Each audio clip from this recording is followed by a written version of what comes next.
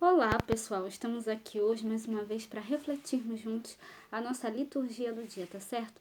E nessa segunda-feira as leituras falam para a gente que nós somos convidados a reconhecer a presença de Cristo em nossas vidas e aproveitar o momento oportuno para estar com Ele. Então, seguros de que a sua presença nos reúne, né, que nós possamos refletir e celebrar essa liturgia de hoje. Então, a primeira leitura está em 1 Samuel, capítulo 15, versículo 16 a 23. 1 Samuel, capítulo 15, versículo 16 a 23.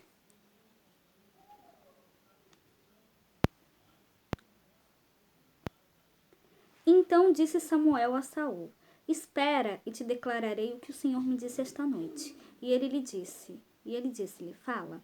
E disse Samuel: Porventura, sendo tu pequeno aos teus olhos, não foste por cabeça das tribos de Israel? E o Senhor te ungiu rei sobre Israel.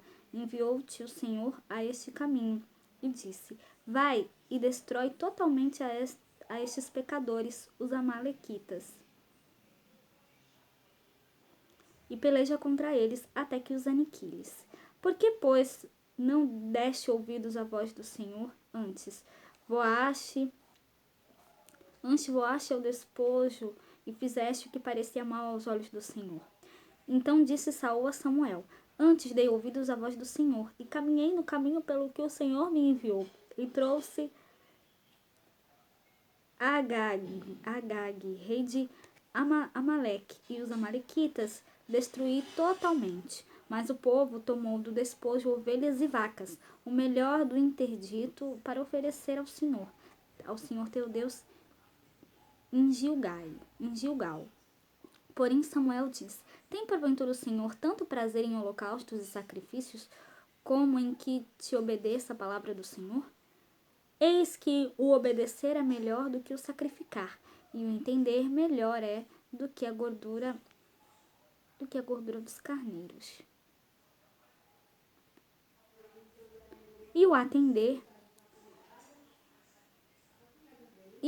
melhor do que a gordura dos carneiros, porque a rebelião é como o pecado porque a rebelião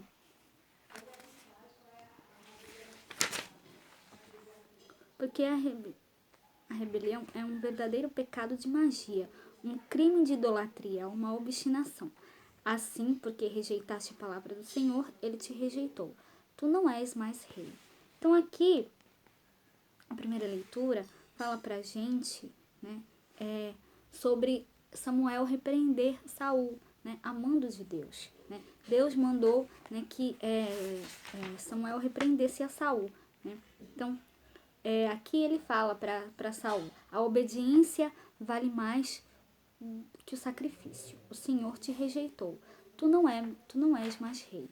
Então, do mesmo jeito, né, que Saul rejeitou a palavra do Senhor, o Senhor também o rejeitou. Então, aqui mostra que nós devemos obedecer a Deus, sempre fazer a sua vontade, sempre ouvir a sua voz.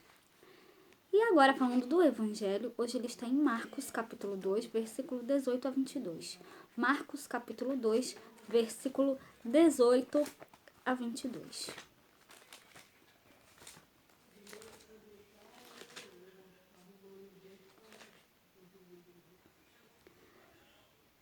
Naquele tempo, os discípulos de João e os fariseus jejuavam e foram e disseram a Jesus: Por que jejuam os discípulos de João e dos fariseus e não jejuam os teus discípulos?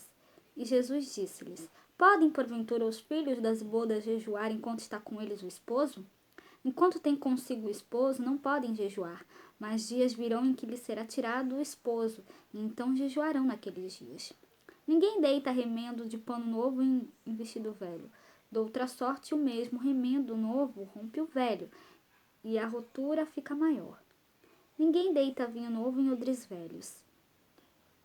E doutra sorte, o vinho novo rompe os odres e entorna-se o vinho. Os odres estragam-se. O vinho novo deve ser deitado em odres novos. Então, o noivo, aqui na leitura do Evangelho, O noivo, o pano novo e o vinho são três imagens que simbolizam a plenitude da novidade e da alegria, representadas pela vinda de Jesus por meio do anúncio do Evangelho, proferido por ele e da salvação e redenção realizada em sua pessoa. Qual o motivo do jejum se este era feito na expectativa da vinda do Messias Salvador? Ele veio, está presente. Mas no meio da passagem, Jesus nos fala, né, o que nos faz pensar no jejum cristão depois da Páscoa até seu retorno glorioso. Enquanto Jesus não retorna, nós devemos fazer práticas espirituais como o jejum, mas na alegria, na confiança e na esperança de que a nossa prática nos aproxime cada vez mais do Pai e do seu reino. Jejum como privação de alimento, por exemplo, para nos ajudar no controle de si mesmo, especialmente dos impulsos agressivos que nos afastam dos irmãos.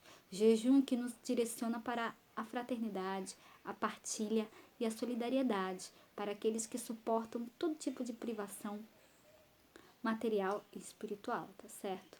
Então, era isso que eu tinha que falar para vocês hoje. Muito obrigada a todos por curtirem, por comentarem. Aqueles que só assistem mesmo também agradeço. Espero que vocês tenham gostado dessa reflexão de hoje. Espero encontrá-los todos aqui amanhã, terça-feira, se Deus quiser, para continuarmos refletindo cada vez mais as leituras da Sagrada Escritura. Então, muito obrigada a todos e até a próxima, se Deus quiser.